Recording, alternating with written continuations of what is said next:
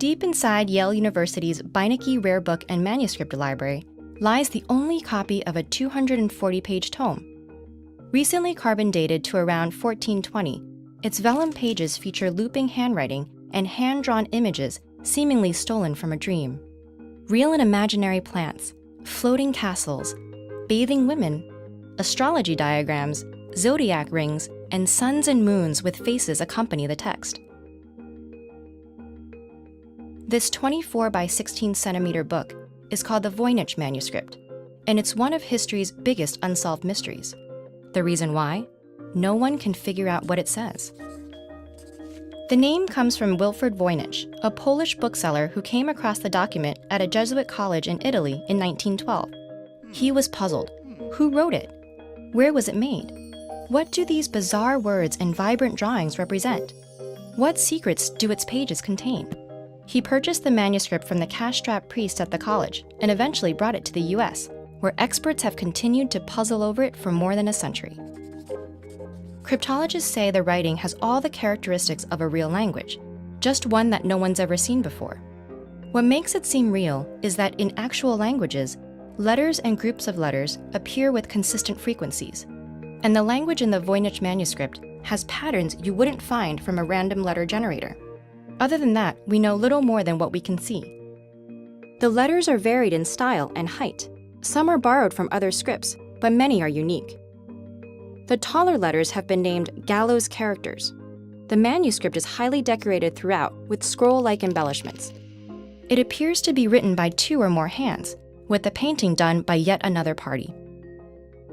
Over the years, 3 main theories about the manuscript's text have emerged. The first is that it's written in cipher, a secret code deliberately designed to hide secret meaning. The second is that the document is a hoax, written in gibberish to make money off a gullible buyer.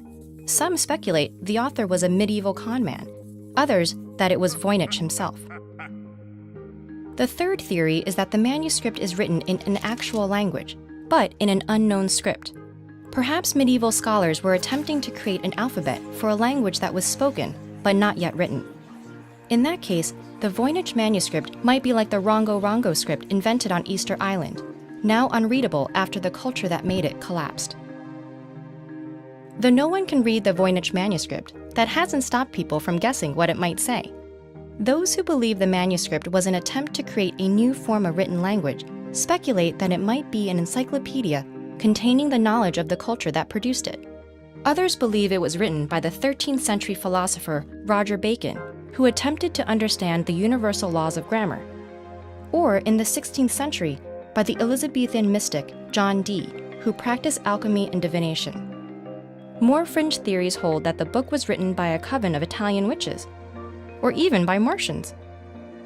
After 100 years of frustration, scientists have recently shed a little light on the mystery. The first breakthrough was the carbon dating.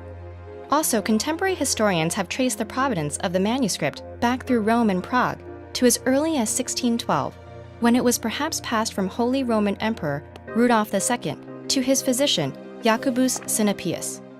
In addition to these historical breakthroughs, linguistic researchers recently proposed the provisional identification of a few of the manuscript's words. Could the letters beside these 7 stars spell Tarun, a name for Taurus, a constellation that includes the 7 stars called the Pleiades? Could this word be centauron, for the centurion plant in the picture? Perhaps, but progress is slow. If we can crack its code, what might we find? The dream journal of a 15th century illustrator? A bunch of nonsense? Or the lost knowledge of a forgotten culture? What do you think it is?